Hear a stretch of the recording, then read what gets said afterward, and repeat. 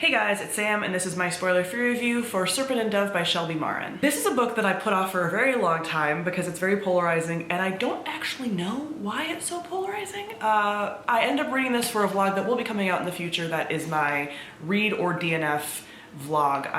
It's kind of taking a while because I'm doing it over multiple months, but I had a whole TBR that I will link here of books that I'm either going to read or DNF them, so I'm giving all of them about 50 pages, and this one hooked me. Ended up finishing it. So this is the first book in a YA fantasy trilogy that follows two main characters, Reed and Louisa. Louisa is a witch, Reed is a witch hunter, and this is taking place in kind of like a fantasy France a little bit. And circumstances happen where they end up needing to be put in like an arranged marriage. He doesn't know that she's a witch, she knows he's a witch hunter. But for reasons that sort of benefits both of them a little bit, her more so because there's also something that she is running from with her like witch past. So when I've talked about this book before, people have such polarizing comments, but most people are like, oh, you're gonna hate it, it's so bad, blah, blah, blah.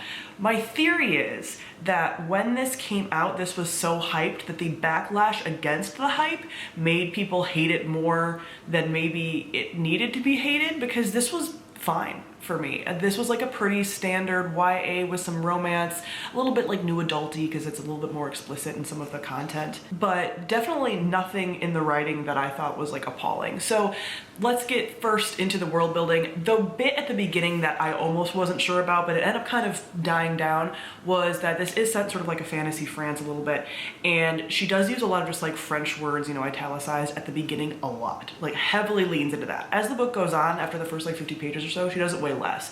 So that was nice. It was just one of those like, you know, when books sometimes will use other languages, hit and miss, and you're like, this isn't really like adding to the world building at all for me. It's kind of what she was doing at the beginning. But overall, the fantasy France element isn't really that intriguing to me, but the world of the witches is really cool. So there's witches that kind of use recognizing patterns in sort of like the energy in the world to do magic, and there's this trade-off of if you're going to do something might also happen to you, or you have to like sacrifice something. Or there's also like blood magic as well.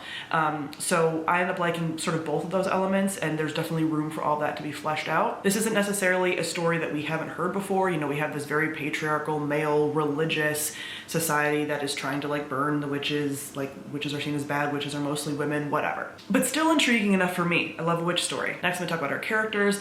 I enjoyed our characters. There were some things about both of them that I felt like things evolved a little too quickly with like the enemies to lovers plot line a little bit, that I think we could have had an even slower burn, and I would have appreciated that even more. But ultimately, I still liked them. I still pulled for them individually. There's some twists and turns with them and sort of like where they came from and things like that. We even have some really good side characters that I thought were fairly well fleshed out. We have a best friend witch character who comes in. We have a number of other witches who are just like a part of things. And yeah, I overall enjoyed the side characters as well and felt like they added to the story. Last, we talk about the plot. I read this pretty quick for an over 500-page book. It's a really quick, easy read. Some like intrigue going on.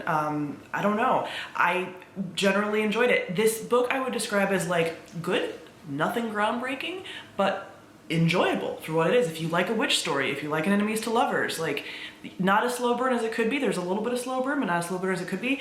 But overall, I liked it. I'm not sure how this is going to work as a full trilogy though. So I'm definitely somebody that I know that I have friends that like read the first book and were like, that's enough for me.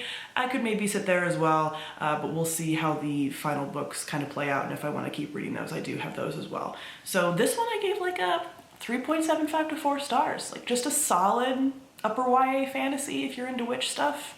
Some cool world building, an engaging plot. It's kind of cotton candy, which is what I was hoping for. So yeah, overall I enjoyed this. So comment below, let me know your thoughts on Serpent Dove. Thank you all for watching, and I'll see all of you guys soon. Bye.